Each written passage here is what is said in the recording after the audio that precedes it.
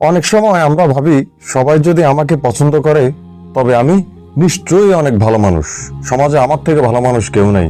কিন্তু আসলে সত্যিটা উল্টো। যদি পৃথিবীর সবাই আপনাকে পছন্দ করে তাহলে বুঝতে হবে আপনার ভেতরে একটা বড় ধরনের সমস্যা আছে। এ কথা কেন বলছি? কারণ বাস্তবে মানুষের স্বভাব, চিন্তা, দৃষ্টিভঙ্গি একরকম না।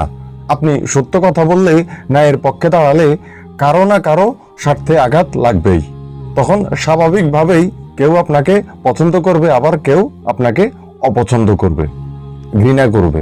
আর যারা সবার কাছে ভালো সাজে আসলে তারা ভেতরে ভেতরে মুনাফিক। তাদের কোনো স্থির চরিত্র নেই, এক একজনের সামনে এক এক রকম আচরণ করে। তাই সবাই খুশি হয়, কিন্তু সেটা আসল আমি না, একটা মুখোশ। অন্যদিকে একজন সত্যিকারের ভালো মানুষ কখনোই সবার কাছে জনপ্রিয় হবে না, কারণ সে সত্য বলবে, ন্যায়ের কথা বলবে, অন্যায় দেখলে প্রতিবাদ করবে।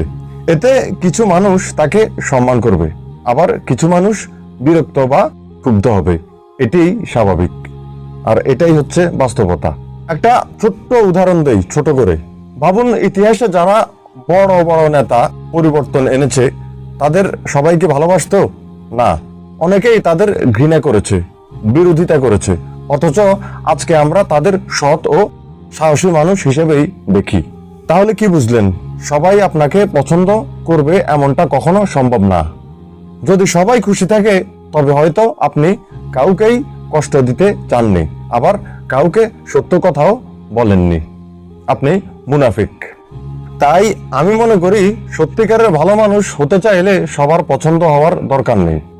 দরকার হলো নিজের নীতিতে অটল থাকা, মিথ্যা বা ভণ্ডামি না করা। মানুষ ভাগ হয়ে যাবে, কেউ ভালোবাসবে, কেউ ঘৃণা করবে, এটাই স্বাভাবিক, আর এটি হচ্ছে বাস্তবতা। তাই সবার কাছে ভালো হওয়ার দরকার নেই। যে সবার কাছে ভালো হতে চাইবে বুঝে নেবেন যে ওই বেটার মধ্যে ঝামেলা আছে, সে মুনাফিক। সালাম আলাইকুম।